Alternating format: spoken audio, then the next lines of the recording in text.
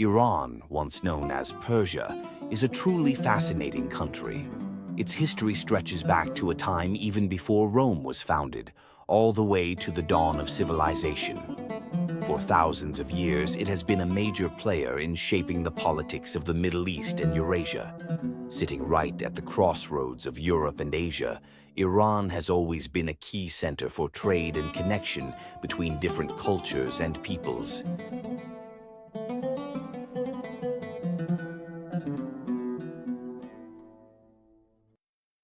Iran has always been a place of learning and cultural exchange, but what's even more remarkable is its incredible resilience. No matter how many times it's been invaded or conquered, it always finds a way to rise again. In this documentary, we'll dive into the history of Persia, exploring where it came from and what made it such a unique and enduring civilization.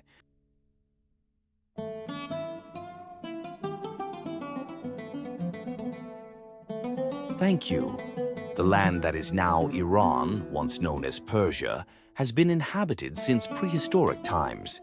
It's where some of the earliest agricultural villages were established around 7,200 BC, with key sites like Chogha Golan and Chogha Bonut in the Zagros Mountains of western Iran. These early settlements played a big part in shaping the foundations of civilization in the region.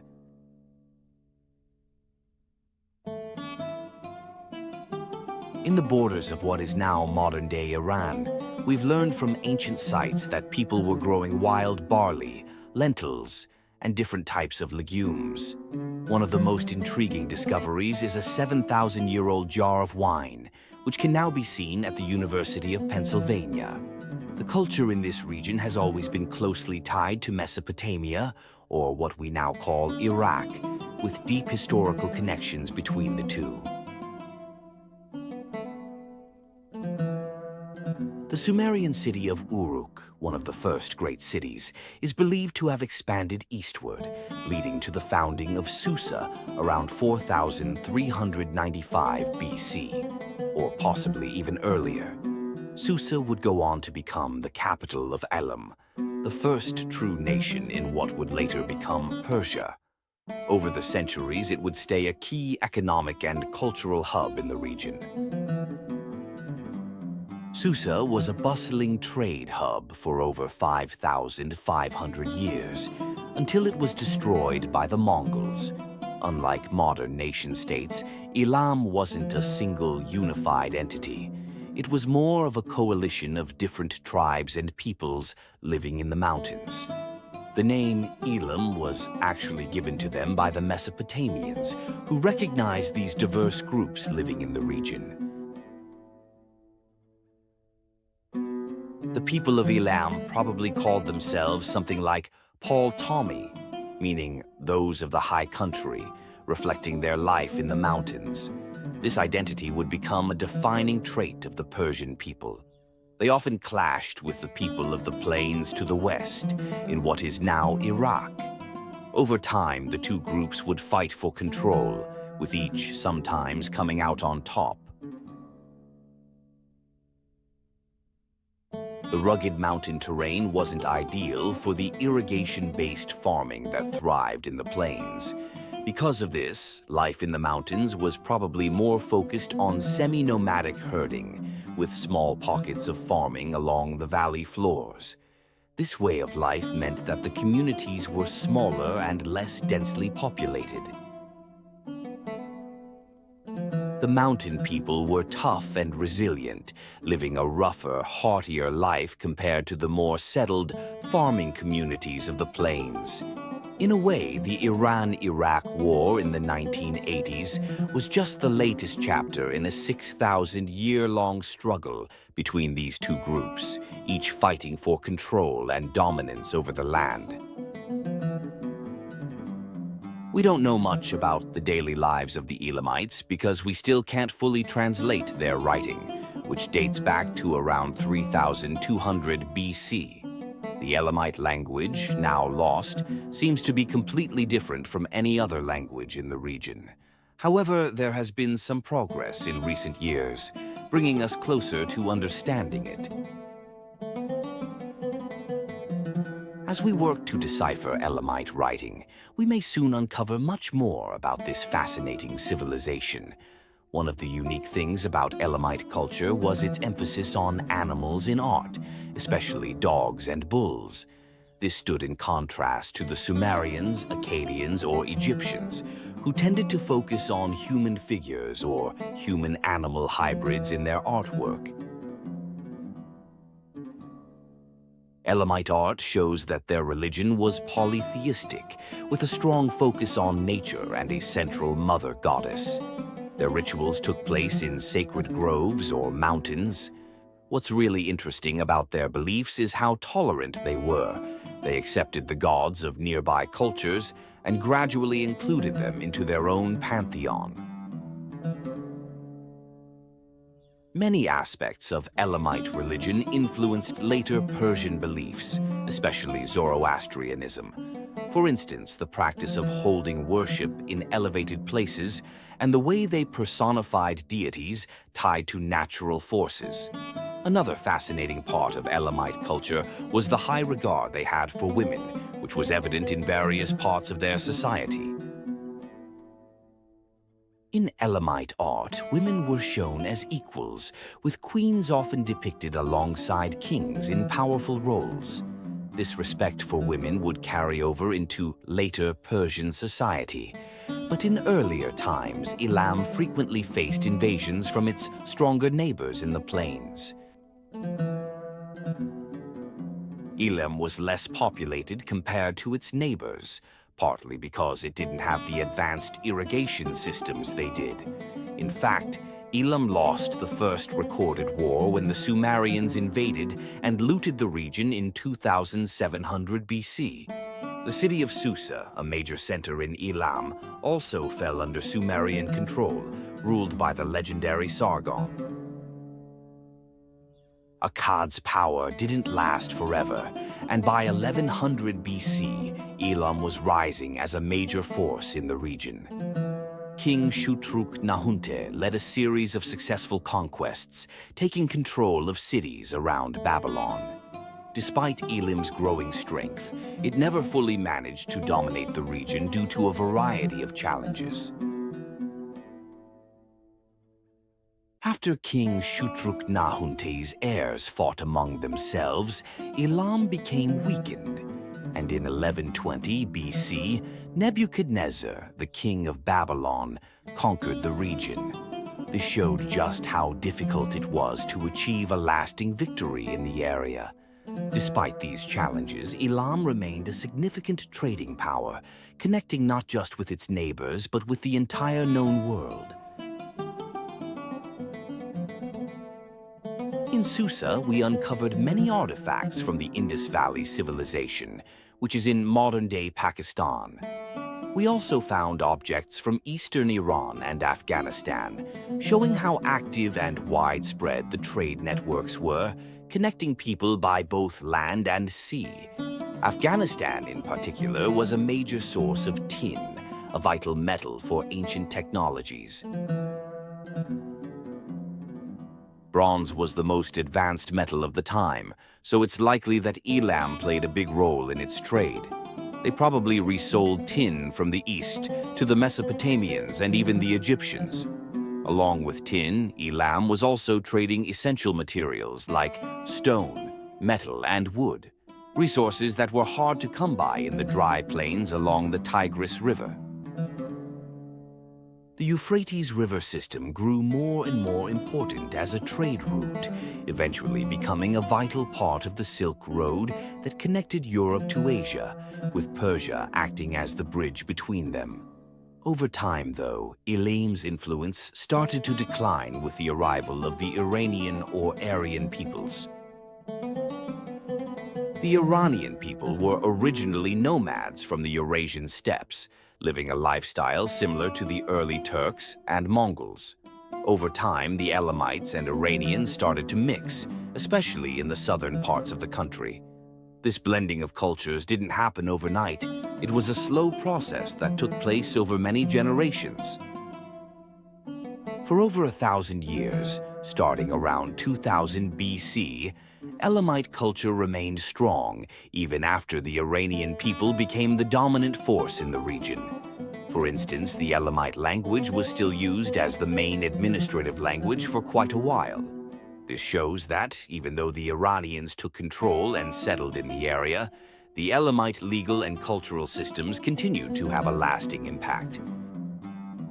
Even though the region was becoming more Iranian, the administrative system was still largely run by native Elamites. One of these Iranian groups, the Medes, began to unite the area under the rule of the first true Iranian emperor, Darius, who reigned from 727 to 675 BC, according to Herodotus. To put it in perspective, the Medes were shaping their political system during this time, laying the foundation for the future Iranian Empire. The famous story of the 300 Spartans fighting Persia, as told by Herodotus, is often exaggerated, so it's important to keep that in mind. While Darius was a significant figure, he probably didn't rule all of Iran.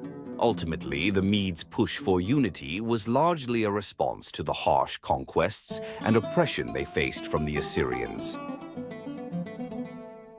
Darius' grandson, Zoroastrianism, joined forces with the Babylonians to bring down the Assyrian capital, Nineveh, in 612 BC. By 700 BC, the region had become mostly inhabited by Iranian peoples, like the Medes, Persians, and Parthians. The Medes are considered to have founded the first Iranian Empire, setting the stage for what would become the powerful Iranian civilizations that followed. With the fall of the Assyrians, a new power would rise to take control of the region. The Persians, led by Cyrus the Great, formed the First Persian Empire, also known as the Achaemenid Empire.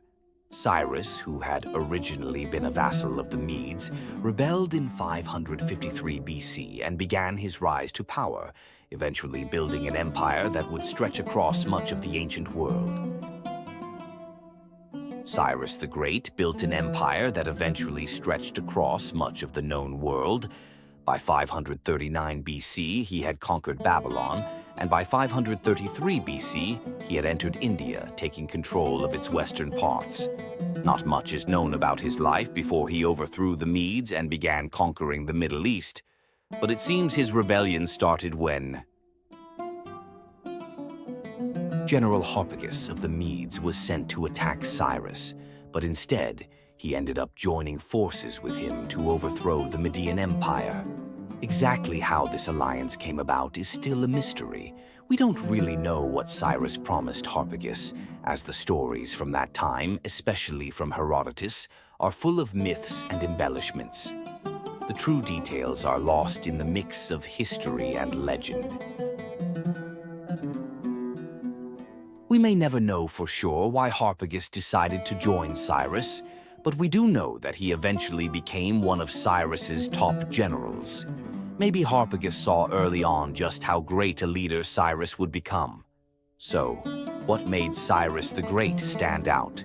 For one, he brought the Iranian people together into a unified and stable empire. He also created a strong central authority, which helped his empire grow and thrive. Cyrus set up a system with governors called satraps, and they were known for running their regions efficiently, which helped the common people. To make sure everything stayed in check, Cyrus had a network of spies, called the King's Eyes, who kept an eye on the satraps and reported directly to him. This system made sure that the empire stayed well managed and fair for everyone. The empire had 4 capitals, giving each region a good amount of autonomy, but the main center of administration was still in Susa, the ancient heart of Elamite power. To keep things running smoothly, they had a sophisticated postal system, where couriers could always count on finding fresh food, water, and a place to sleep as they traveled, making sure communication across the empire stayed efficient.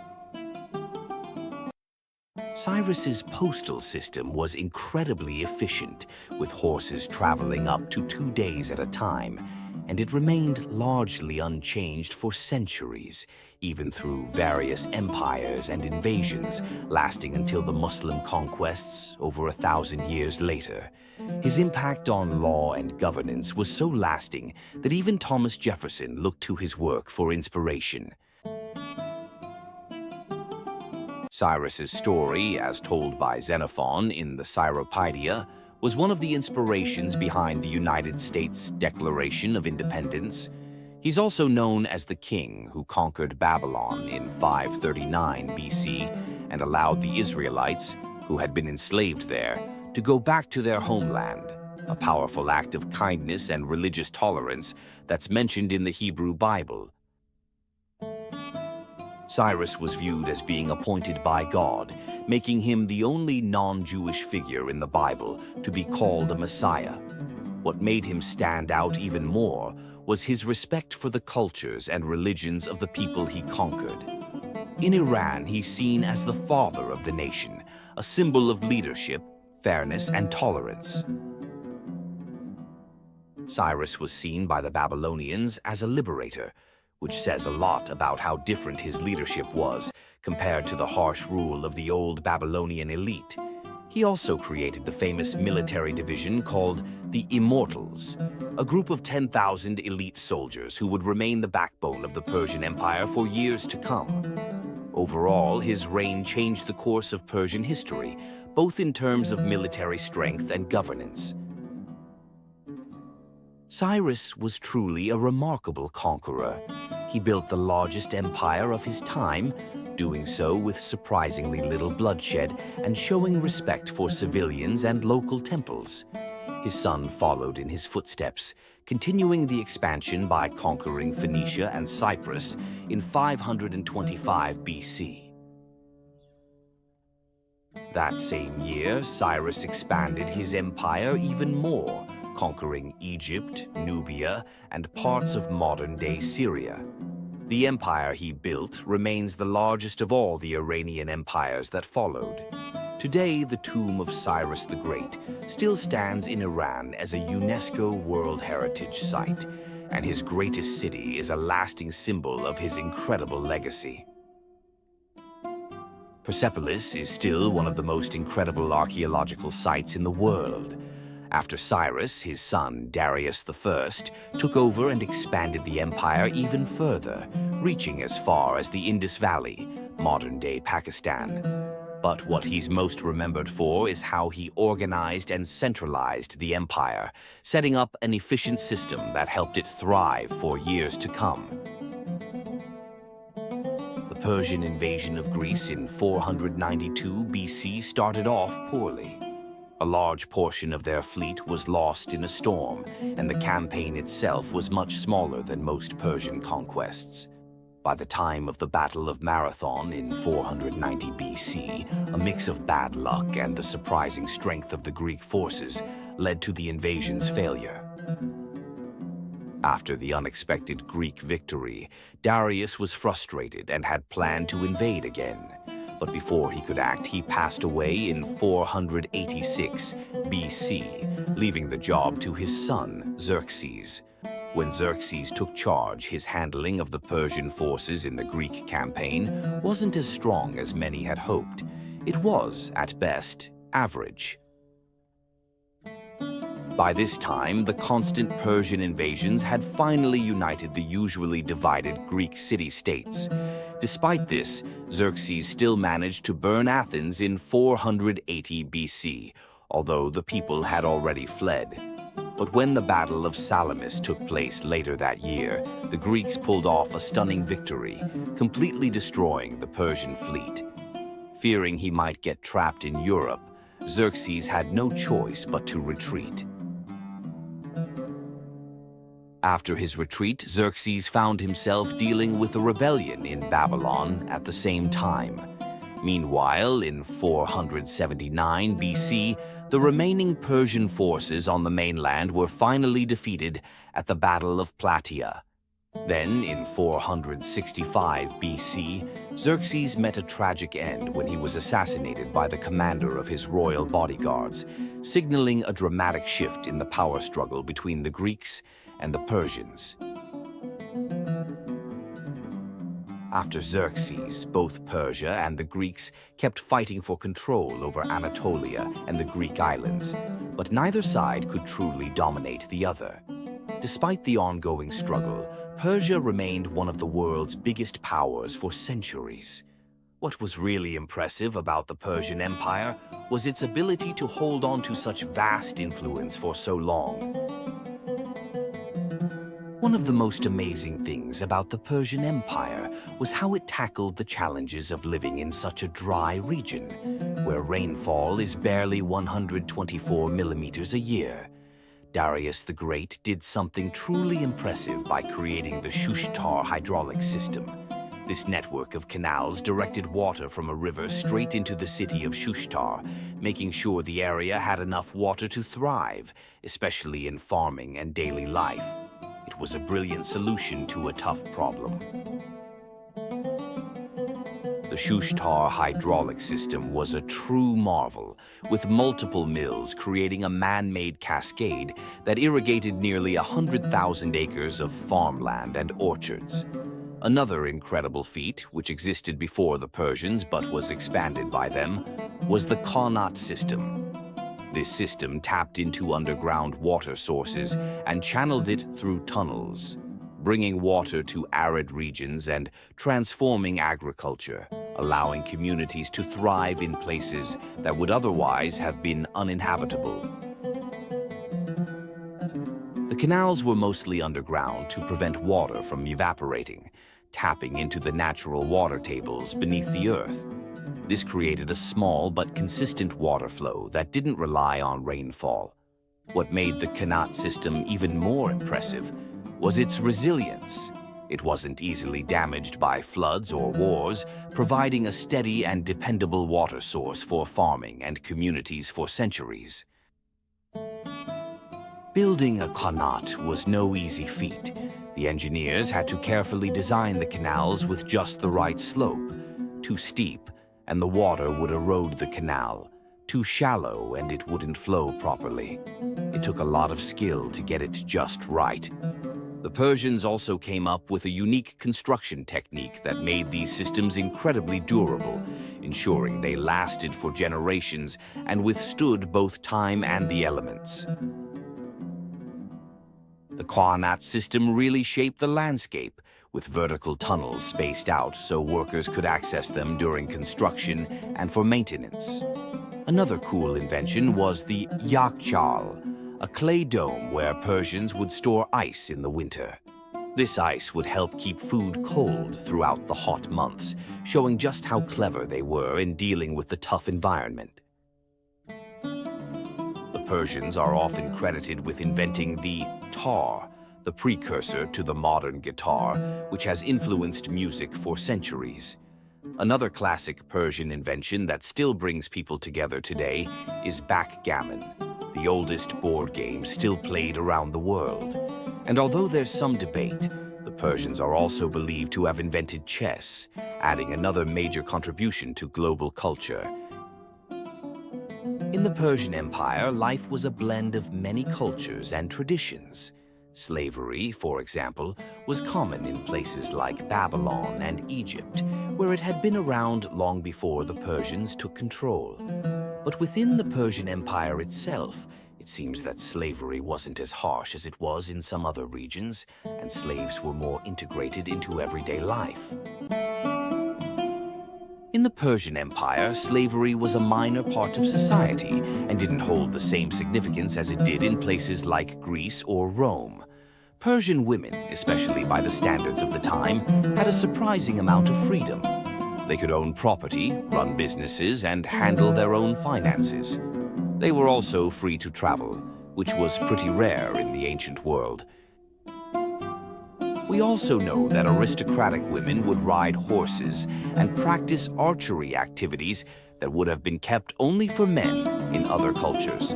Like the Greeks, the only field apparently excluding women was ruling the country.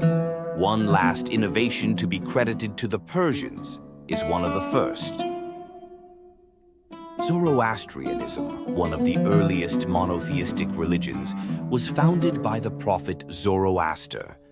The exact details of his life are unclear, with religious traditions placing him in the 6th century BC.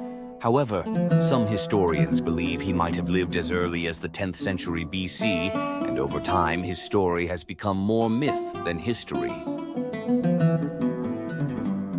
Zoroastrianism paints the world as a battleground between a supreme god of good and a supreme god of evil. It's a belief system that also delves into free will, life after death, and even angels, demons, heaven, and hell. What makes it even more remarkable is that many historians see Zoroastrianism as one of the first religions to introduce these ideas, concepts that would later shape other major religions around the world. Zoroastrianism had a big influence on other religions, including the Abrahamic faiths, Buddhism, and even Greek philosophy. A well-known example of this is the story of the 3 wise men, or magi, who brought gifts to baby Jesus in the Bible.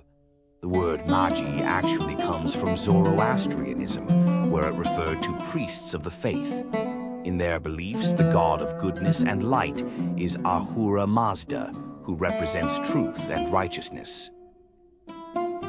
In Zoroastrianism, Ahura Mazda is believed to know everything but isn't all-powerful. He can't control everything. The religion also teaches respect for nature, and in some ways even reverence for it. This likely comes from older traditions of the ancient Iranians and Elamites, who saw nature as sacred. Fire, in particular, became a powerful symbol of purity, truth, and the presence of the divine. In Zoroastrianism, people often pray in front of fire or near flowing water, both of which are seen as sacred and pure.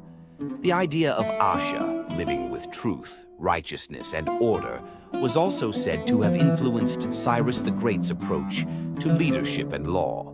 Even though he didn't force Zoroastrianism on his people, his rule reflected its values of justice and fairness.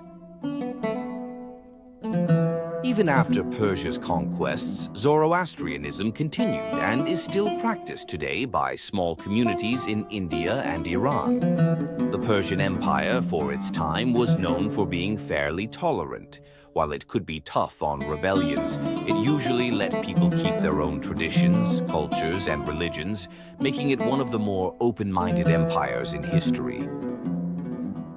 The Persian Empire ruled over many different peoples with a strong central authority. But its goal wasn't just power. It aimed to improve everyday life and create a fair, well-run society. The government had systems in place to prevent corruption and keep things running smoothly. Persia wasn't just a mighty empire. It was a civilization that valued justice, stability, and progress. The Persian Empire left a lasting mark on the world, with fairer laws, rights for women, advanced irrigation systems, and new religious ideas. Cyrus the Great and Darius the Great built something incredible. But even the greatest empires don't last forever. In the end, Persia would fall to another legendary figure, Alexander the Great. Alexander the Great looked up to Cyrus the Great, reading about his life in Cyropedia from a young age. He was especially inspired by Cyrus's bravery in battle. Alexander ruled Macedonia, a kingdom on the northern edge of the Greek world. Born in 356 BC, he had an incredible advantage. His tutor was none other than Aristotle, who helped shape his thinking and leadership.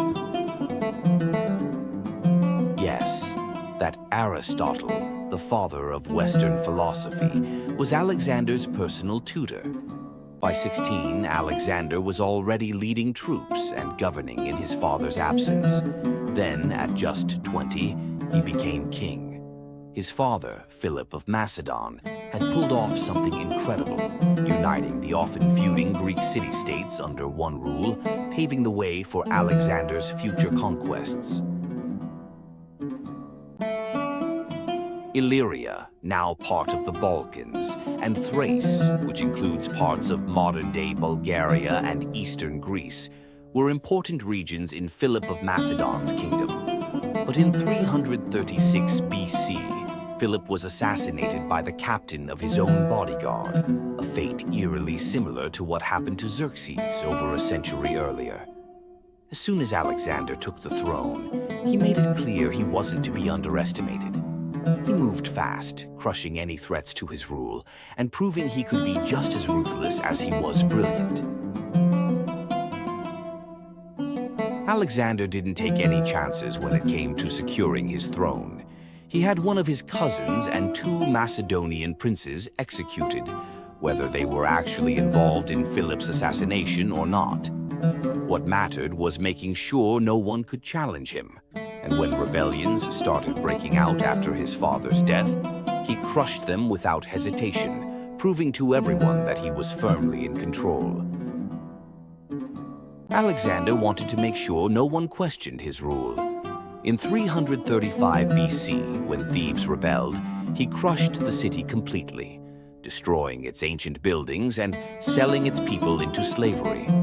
Only those loyal to Macedonia and the city's priests were spared. Maybe he felt guilty about it, or maybe he just wanted to quiet his critics.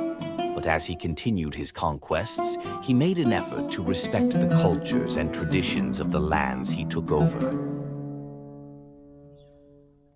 Later on, Alexander showed kindness to any Theban survivors he met, maybe out of guilt or maybe to rebuild his image. But one thing was certain, his brutal response worked.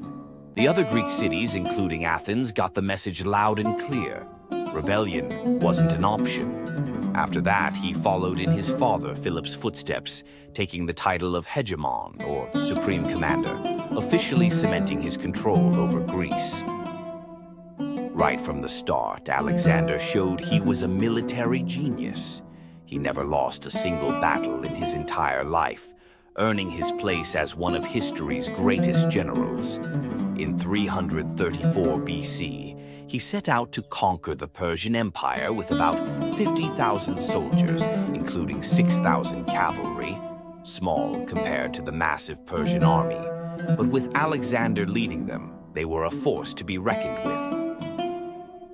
With an army of 38,000 men, Alexander set out to conquer western Anatolia, in what is now Turkey. The region was home to many Greeks who had been living under Persian rule, and Alexander quickly brought it under his control. From there, he pushed into Syria and the Levant. But then came a major test. At the Battle of Issus, his army faced the Persians, who outnumbered them at least 2-1. The Persian army was led by King Darius III, who tried to cut Alexander's forces off from their newly conquered lands. But part of what made Alexander's legend grow was just how poorly Darius handled the fight. At the Battle of Issus in 333 BC, the Persians attacked in a narrow pass, a mistake that played right into Alexander's hands and set the stage for one of his most famous victories. With the Persians trapped between the sea and the mountains, their overwhelming numbers didn't matter. They had nowhere to maneuver. As Alexander led a powerful charge, the Persian army started to fall apart. Then came the moment that would haunt Darius III's legacy. He was the first to flee. Seeing their own king run for his life, the Persian soldiers lost all hope, and the battle was as good as won for Alexander. Instead of staying to rally his troops, Darius ran, and with their king gone, the Persian army completely fell apart. This was the first time a Persian emperor had ever been defeated in battle, and the shock must have been overwhelming. Not just for the Persians, but even for Alexander. In his panic, Darius abandoned everything: his wife, his 2 daughters, and even his royal treasures, giving Alexander more than just a military victory. Darius fled so fast that he even left behind his own mother, along with his royal bow, chariot, and cloak, symbols of his power. Alexander treated Darius's family well, but he refused to release them, knowing they were valuable leverage. More than that, he refused to recognize Darius as the rightful ruler of Persia. Later, in a move that was as much about strategy as anything else, Alexander would marry one of Darius's daughters, tying himself even closer to the Persian throne.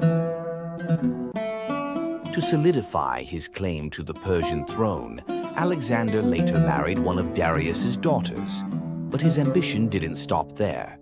In 332 BC, he set his sights on the Phoenician city of Tyre, in what is now Lebanon. The city resisted, and Alexander wasn't the kind of leader to let that go unanswered. After a grueling 7-month siege, Tyre fell. In the aftermath, he ordered the men killed and the women and children sold into slavery, a brutal reminder of what happened to those who defied him. Founded in 331 BC, Alexandria didn't just become another city, it grew into a thriving center of trade and knowledge, home to the famous Lighthouse of Alexandria and the Great Library. Meanwhile, years after his defeat at Issus, Darius was still running. At the Battle of Gaugamela in 331 BC, he had the numbers on his side, but it didn't matter. Once again, Alexander outmaneuvered him, proving that sheer size wasn't enough to stop his advance. Darius had everything in his favor this time. He chose the battlefield, had experienced soldiers, and some of his best commanders. But once again, before the battle was even fully decided, he ran. With their king abandoning them, the Persian army collapsed, and from that moment, the empire was as good as lost. One by one, the remaining Persian territories fell, and Darius could do nothing to stop it. Darius never managed to raise a third army. After seeing what happened to the last two, there weren't many eager volunteers. By now, most cities realized they had a choice: surrender and be spared, or resist and face devastation, like Tyre and Gaza. Alexander had shown he could be merciful to those who submitted, but for those who fought back, the cost was too high. For many, the decision was simple. Survival meant accepting Alexander as their new ruler. Very few dared to resist Alexander, and it wasn't just because of his army.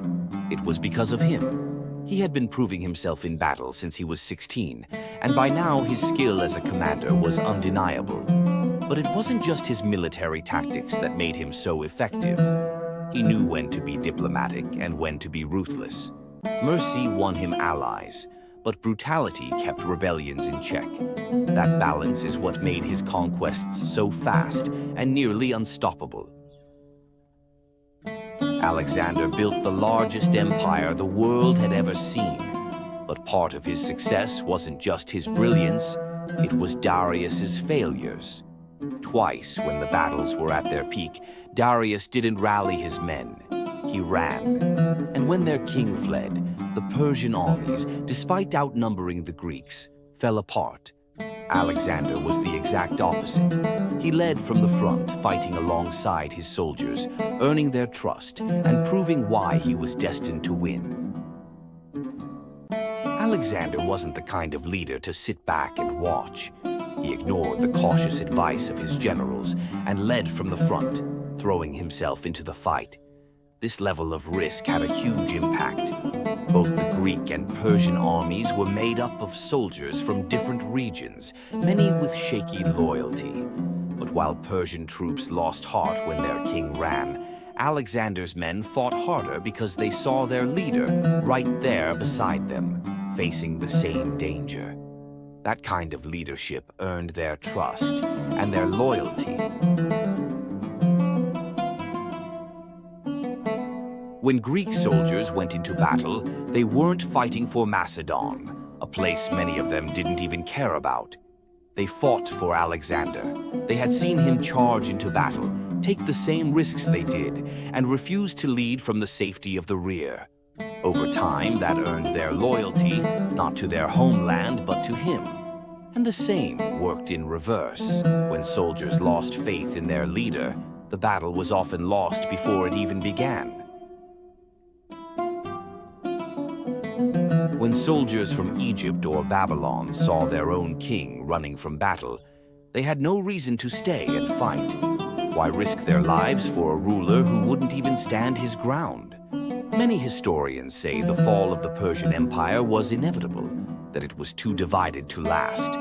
But the truth is simpler. An empire can only stand as long as its people believe in it.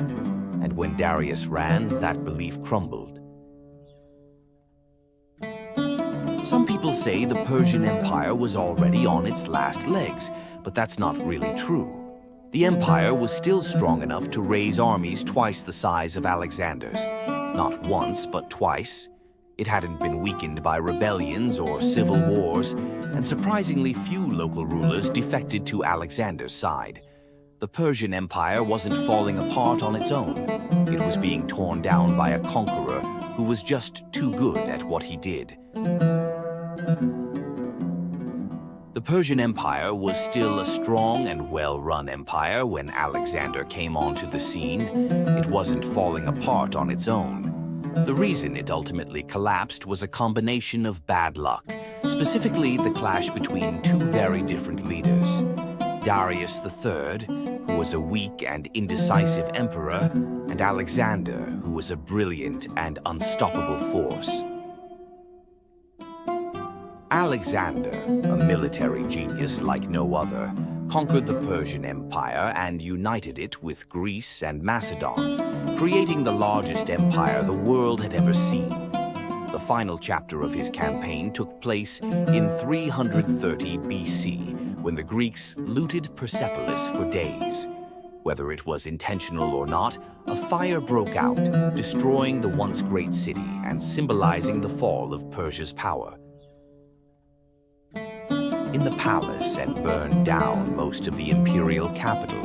It could have been revenge for the burning of Acropolis by Xers or just an accident. Apparently, Alexander regretted it, but it was already too late to stop the fire. The relationship of the Greeks with the Persians was a strange one, a bitter. The rivalry between the Greeks and Persians lasted for centuries, filled with constant war, but there was also an underlying respect. Each side recognized the other as civilized in its own way, something the Greeks didn't always extend to other cultures. Plutarch shares a story where Alexander, while passing a statue of Xerxes, paused and asked, "Shall I pass by and show you respect, or shall I destroy you as you did to my ancestors?" It's a powerful moment, showing how complex Alexander's feelings toward Persia were, respect mixed with the drive for revenge. Standing before the statue of Xerxes, Alexander asked, "Shall I leave you lying here because of the wars you waged against Greece, or should I honor your magnanimity and virtues in other ways?" Despite this moment of reflection, Alexander's ambitions didn't stop there. He went on to hunt down any pretenders to Darius III's throne across Central Asia, in what is now modern-day regions. His drive for power and control stretched far beyond Persia, as he worked to secure his rule and eliminate any threats to it.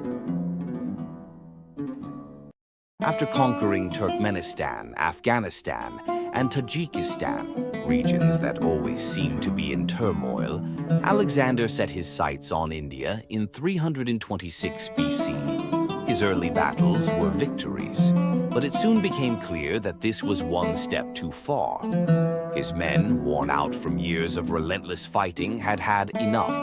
They were tired, eager to go home, and looking forward to enjoying the wealth they had earned rather than continuing the war.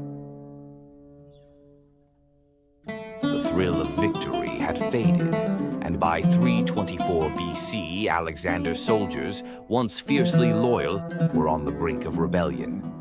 They would still follow him and protect him, but their hunger for conquest had disappeared. Back in the ancient Elamite city of Susa, Alexander started to focus on something new, trying to establish his legitimacy as a Persian ruler. He began adopting Persian customs and traditions, hoping to strengthen his rule over the vast empire he had created.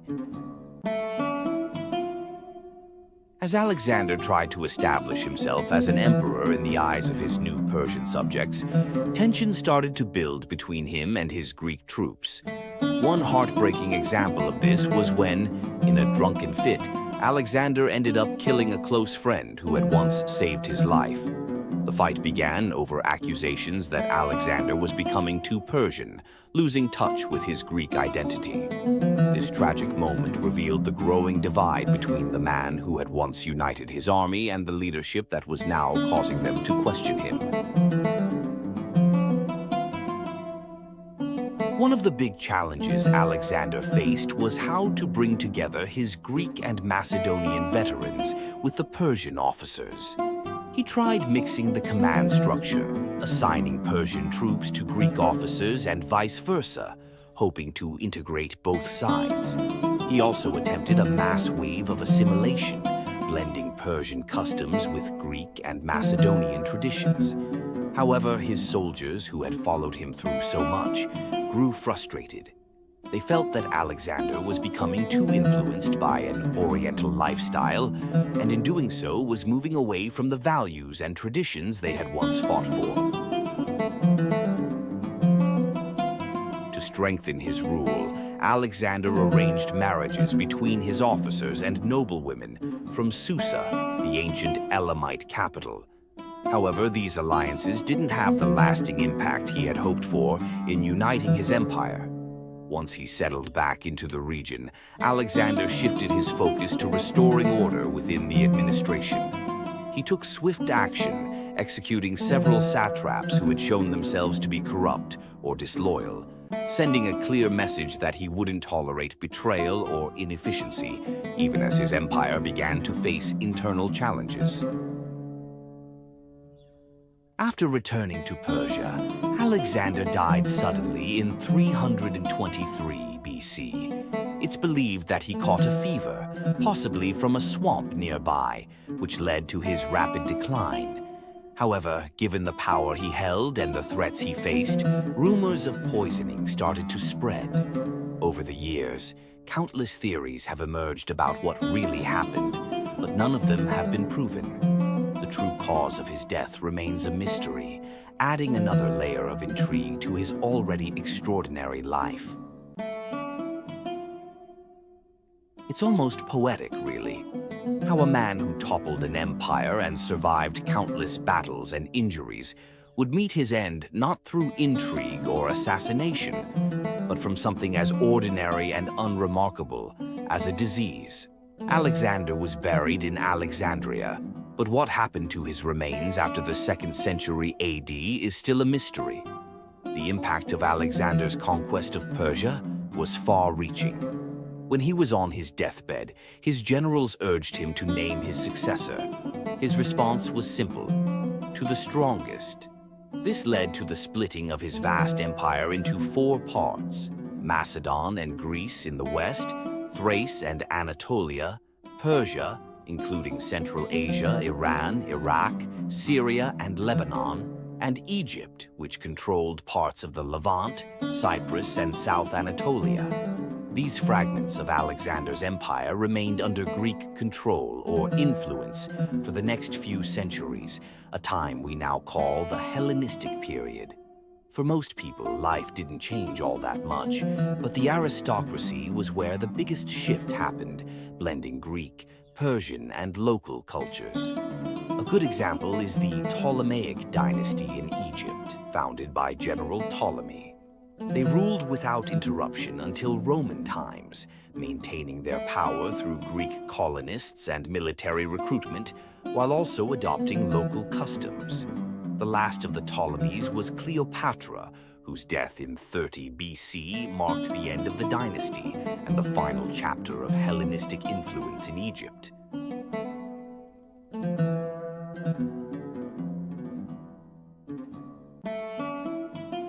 Later on, the rise of the Greek Empire in Central Asia gave birth to the Greco-Bactrian kingdom, which, ironically, became the last remaining kingdom tied to Alexander's conquests. It was so far removed from Greece that the Persian Empire eventually transformed into the Seleucid Empire, named after one of Alexander's generals, Seleucus. The Seleucids, however, found themselves locked in a bitter rivalry with Ptolemaic Egypt. Though they had initial successes, the Seleucids couldn't hold on to the lands west of the Indus River. They eventually accepted this area as a natural boundary with the Maurya Empire in India.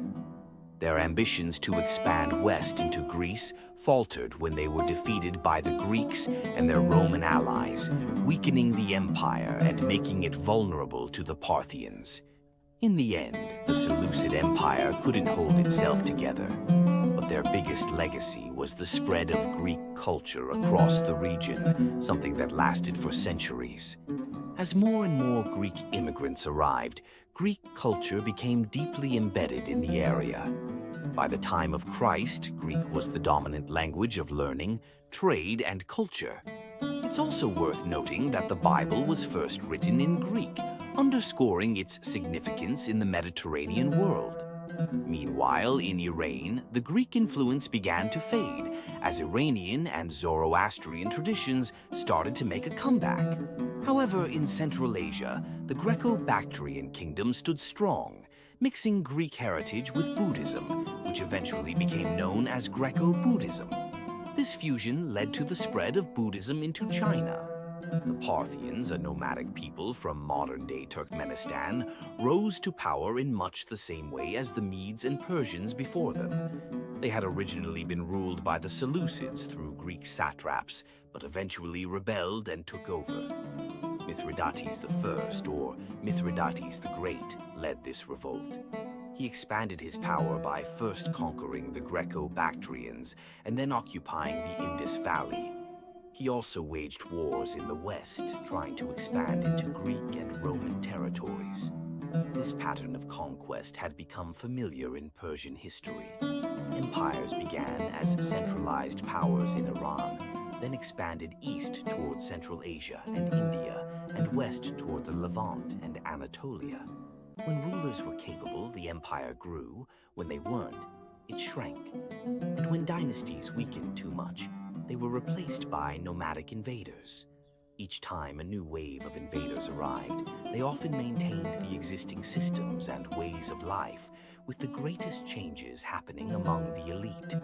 The Parthian Empire followed this model and became a place where Iranian traditions and Hellenistic culture mixed, particularly in art, administration, and religion.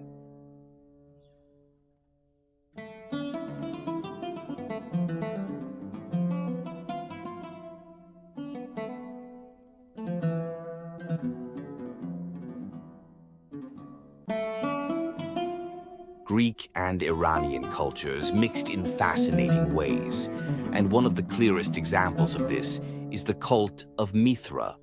Originally from Persia, Mithra's influence spread into the Roman world, where it sparked the creation of the Roman Mithraic cult. This cult quickly became popular, especially among Roman soldiers, and it actually competed with Christianity for a time as a potential successor to the traditional Roman gods. While it had its roots in the Persian version of Mithra, the Roman cult blended in a lot of other ideas, like astrology and divination. It also had a secret society feel, especially within the Roman army, with initiates climbing a ladder of ranks in a way that resembled a martial version of Freemasonry. Looking at the Parthians, they had a completely different way of running things politically. Unlike autocratic regimes, Parthian leadership was more aristocratic. The nobility had the power to decide if a king was unfit to rule, and they could vote to oppose him without plunging the entire empire into civil war. Even powerful nobles could be demoted or arrested by the king, but only if the king's decision was seen as fair. This system gave Parthia a level of political stability that was hard to find in the fractured Greek and Roman worlds, both of which were often embroiled in civil wars. This stability became a real advantage for the Parthians, especially when it came to blocking Roman expansion eastward. The Parthians were skilled mounted archers, a tradition passed down from their nomadic ancestors. One of their most famous tactics was the Parthian shot, where archers would fire arrows backward while retreating on horseback. It was a brilliant and effective move, allowing them to dominate their enemies. One of their most remarkable victories came in 53 BC, when the Parthians defeated Crassus, a member of the Roman triumvirate alongside Caesar and Pompey. Crassus, known for his extreme greed, was killed in a humiliating way, forced to swallow melted gold. This defeat cemented the Parthians as a serious rival to Rome. Eventually, the Parthian Empire was replaced by the Sassanian Empire, the last Persian dynasty before Islam took hold. The transition from the Parthians to the Sassanians was rooted in the vision of the Sassanian rulers, who sought to restore and strengthen Persian culture and Zoroastrianism, focusing more on centralized power. The Sassanian Empire would be the final pagan incarnation of the Persian Empire, marking the end of an era before the rise of Islam.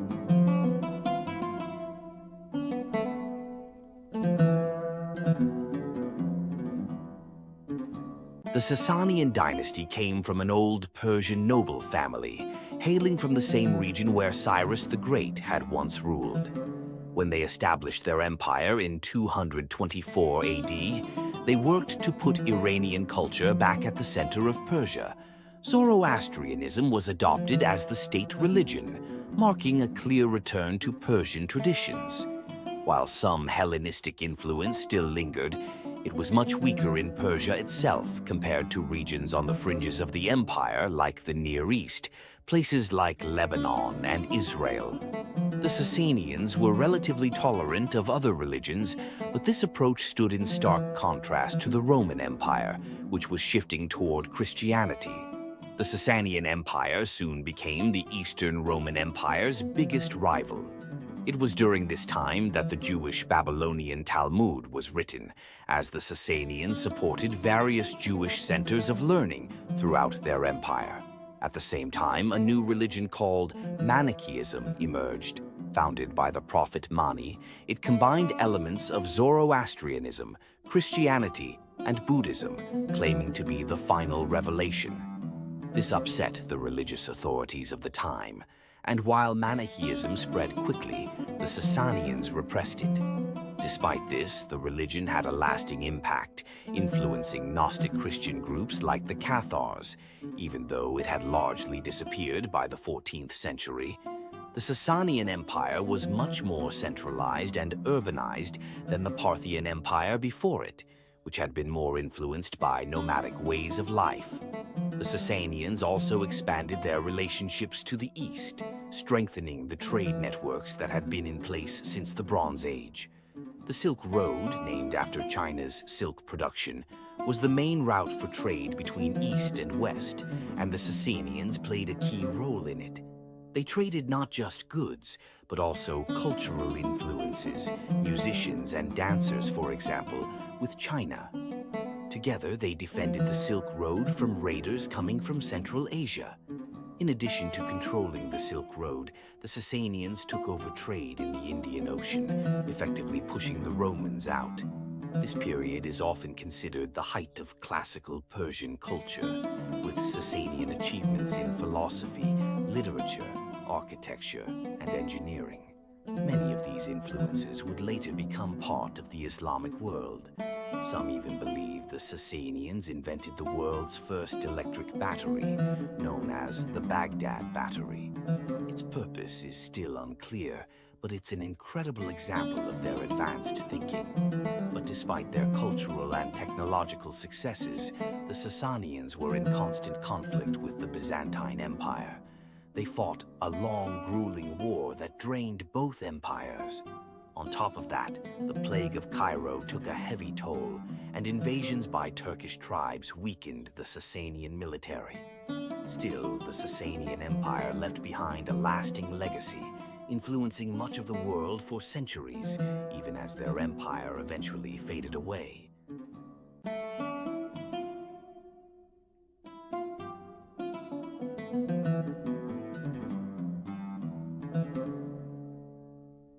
The Sassanian Empire's decline took a dramatic turn when King Khosrow II was killed by a rival, sparking a civil war. Up to 10 people claimed the throne, and the war raged for around 4 to 5 years, from 628 to 632 AD. Just when it seemed like the conflict was settling down, disaster struck. Arab Muslims attacked and invaded Mesopotamia. Although they were repelled initially, a second attack in 636 AD succeeded, and the Sassanians lost all the land west of modern-day Iran. By 642 AD, another wave of attacks came, and within less than 10 years, the empire completely collapsed. After the Sassanian fall, many Persian regions rebelled against the new Arab rulers, attacking governors and garrisons. But these efforts were crushed when reinforcements came from the Arabian Peninsula. The conquerors burned Zoroastrian sacred texts and forced people to convert to Islam. Many Zoroastrians fled, eventually forming communities in India and other parts of Asia. Those who stayed had to pay a heavy tax called jizya and were at risk of being enslaved. Despite all this, it took centuries for Islam to truly dominate in Iran, and even then, it wasn't until the Middle Ages that it became firmly rooted. The Arab conquest of Persia was a turning point that mirrored what was happening to the Byzantine Empire at the same time. The resulting Rashidun Caliphate controlled a vast region, including Iran, Egypt, Libya, Syria, Mesopotamia, and parts of Central Asia. The relationship between Persia and Islam is complicated, though. On one hand, Islam was imposed on the Persians, and they resisted mass conversion for centuries. On the other hand, Persian culture profoundly influenced Islam, especially in the version of Islam that spread to Central Asia and the Turks, who later built the powerful Ottoman Empire. Islam undoubtedly changed Persia, but it didn't wipe out Persian identity. Just as earlier invasions, like those from the Iranians themselves, never erased the influence of the Elamites, or the Greeks and Parthians didn't eradicate Persian culture, the Islamic influence didn't erase Persia's uniqueness. The Umayyad Caliphate, the first Arab Muslim empire, was originally an Arab-led empire but quickly adopted many aspects of Persian culture. Persia was a key source of wealth and manpower for the Umayyads, and they adopted Persian administrative practices and court customs. At its height, the Umayyad Caliphate stretched from Central Asia all the way to the Pyrenees in Spain. But the empire was so large that it became difficult to manage and soon started fragmenting. A big part of the reason for the collapse was the religious split over who should succeed Muhammad. This divide between Sunni and Shia Muslims, which started as a political disagreement, would go on to become a bitter rivalry that still affects the Muslim world today. Sunni Muslims believed that Muhammad's rightful successor was Abu Bakr, chosen by a council of senior Muslims, while Shia Muslims believed that Muhammad had designated his cousin Ali as the rightful successor. This split over leadership grew into differences in theology and culture, with Shia Islam eventually becoming dominant in Iran, where it remains today. The Umayyad Caliphate was eventually overthrown by the Abbasid Caliphate, which was formed with the help of an Iranian general. The Abbasids were better at integrating Persian culture into their rule, and under their leadership, the city of Baghdad was founded in 762 AD near ancient Babylon. Baghdad became a center of learning, where Persian, Roman, and Greek texts were preserved, copied, and studied. The city also became a hub for technological innovation, like the world's first paper mill, inspired by Chinese technology. The Abbasid Caliphate not only contributed to preserving knowledge, but also spread inventions like the sextant, the concept of zero, and gunpowder. However, the Abbasids struggled to hold on to their vast empire. By the 9th century, they began losing control of distant regions like Morocco, Egypt, and North Africa.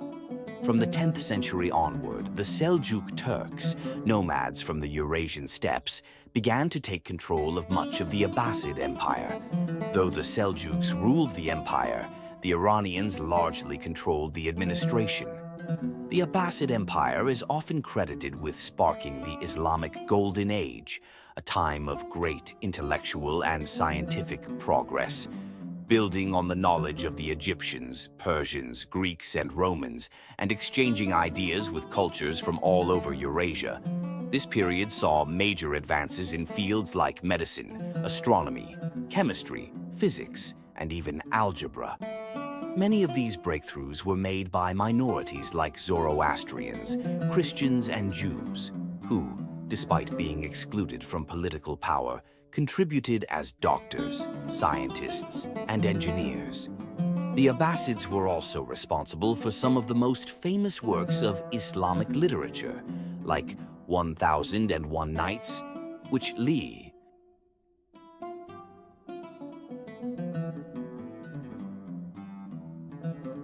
The stories of characters like Aladdin, Sinbad, and Ali Baba are some of the most famous ones from the Middle East, and their origins are fascinating. While many of these tales can be traced back to Indian literature, they also draw heavily from Arabic, Persian, Mesopotamian, and Egyptian folklore. Over time, these stories evolved, blending influences from all these cultures. Characters like these became legends that people from all over the world could relate to. For example, during the Seljuk period, the Abbasid Caliphate continued to function much like it had before. But then came the Mongol invasions, which were unlike anything the world had seen. These nomads weren't just coming to conquer, they were coming to destroy. The Mongols burned cities to the ground, massacring civilians in their path. One of the most devastating moments was the fall of Baghdad in 1258. As the intellectual heart of the Muslim world, Baghdad was home to countless libraries and scholars. When the Mongols destroyed it, they wiped out a huge portion of the knowledge and culture that had been built up over centuries. The destruction didn't stop there. The Mongols also destroyed qanats, the ancient Persian irrigation systems that helped feed entire cities. Without these systems, vast areas of Persia became uninhabitable. Yet, despite the devastation, Persia slowly began to recover. Under the Mongol Ilkhanate, trade was restored, and some of the irrigation systems were rebuilt. Over time, many Mongols converted to Islam, with many even turning to Sufism, a mystical branch of Islam that blended well with their animist beliefs. But just as things started to look up, two more disasters struck. First, the Black Death reached Persia in 1349, killing about 30% of the population. Then, in 1381, the brutal conqueror Timur, or Tamerlane, invaded. Timur's reputation for cruelty was unmatched. His armies slaughtered anyone who resisted, including women, children, and the elderly. His campaigns may have killed as many as 17 million people, a staggering number. Yet, despite all the violence, Timur was also a patron of the arts, especially architecture and poetry. His empire, built on death and destruction, crumbled less than a century after his death. By the mid-1400s, Persia was ruled by various nomadic tribes.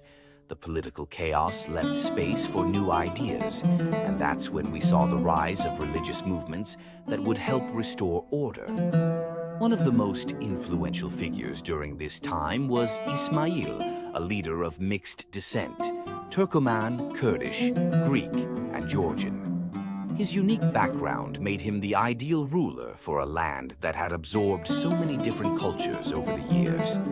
Ismail's reign from 1501 to 1511 helped re-establish a Persian Empire, which would stretch across Iran, the Caucasus, parts of Afghanistan, and Mesopotamia. However, the Safavids didn't have it easy. They were constantly in conflict with the Ottoman Empire to the west. While Persia had been devastated by the Mongols and other invaders, the Ottomans had been building a powerful empire in Anatolia. By conquering Constantinople, they fulfilled the long-held dream of the Muslim world. At its peak, the Ottoman Empire controlled vast territories, including the Balkans, Greece, the Levant, Egypt, and even parts of North Africa and Ukraine. The Ottomans, Safavids, and Mongols eventually came to be known as the Islamic gunpowder empires because of their reliance on advanced gunpowder technology. Their armies reshaped the political landscape of the region for centuries to come. Through all the invasions, destruction, and shifting religions, Persia's spirit remained strong. Even though it faced immense challenges, the Persian people and their culture survived. The legacy of Persian civilization continued to influence the world, proving that despite external forces trying to change it, Persia remained a vital and unique part of history.